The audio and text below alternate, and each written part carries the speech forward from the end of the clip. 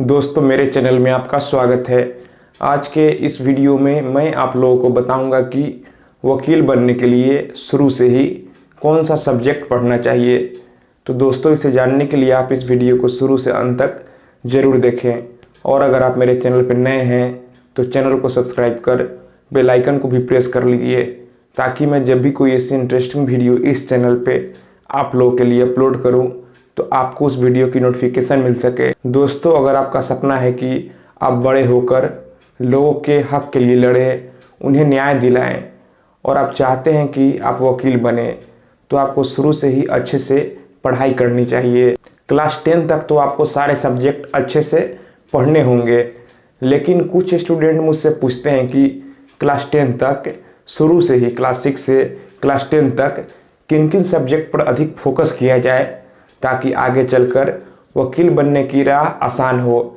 देखिए, आप सारे सब्जेक्ट को अच्छे से पढ़ें, लेकिन क्लास 10 तक आप इंग्लिश और एसएसटी को अच्छे से पढ़ें।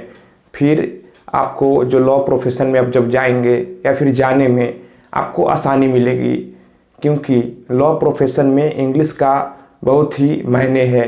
जितने भी जजमेंट आते हैं सभी इंग्लिश लैंग्वेज में होते हैं।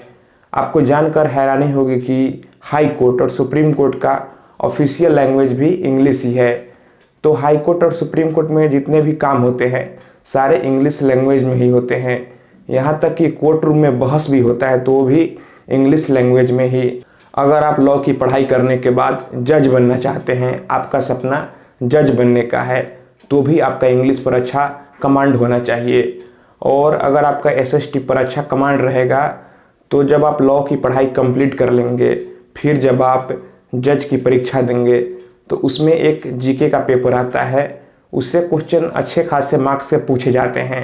तो अगर आपका क्लास 6 से लेकर क्लास 10 तक का एसएसटी पे अच्छा कमांड रहेगा तो आपको जीके के पेपर में आसानी होगी और आप जज की परीक्षा में अच्छा स्कोर करेंगे।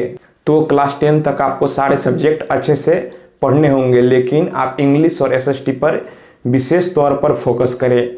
अब सवाल उठता है कि क्लास 10 करने के बाद क्लास 12 में कौन सा सब्जेक्ट लेना ज़रूरी है।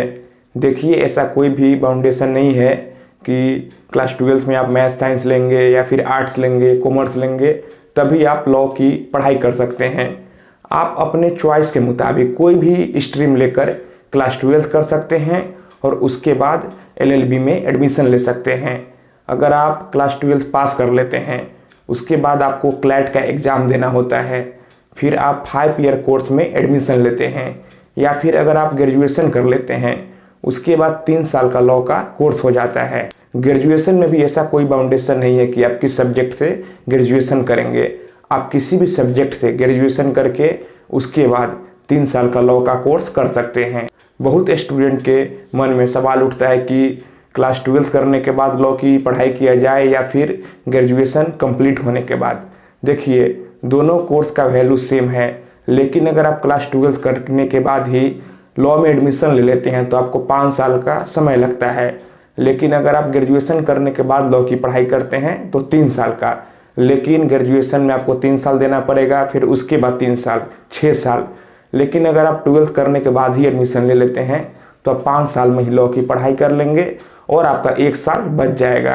तो दोस्तों, अगर आप चाहते हैं कि आप बड़े होकर हाई कोर्ट, सुप्रीम कोर्ट में वकील बने, जज बने, तो आपको एसएसटी और इंग्लिश अच्छे से पढ़ना होगा।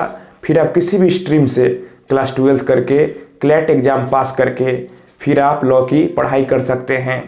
तो दोस्तों, मैं आशा करता हूँ आपको यह वीडियो पसंद आई होगी। अगर वीडियो पसंद आई हो तो वीडियो को लाइक कीजिए और आप अपने विचार हमें नीचे कमेंट बॉक्स में कमेंट कीजिए।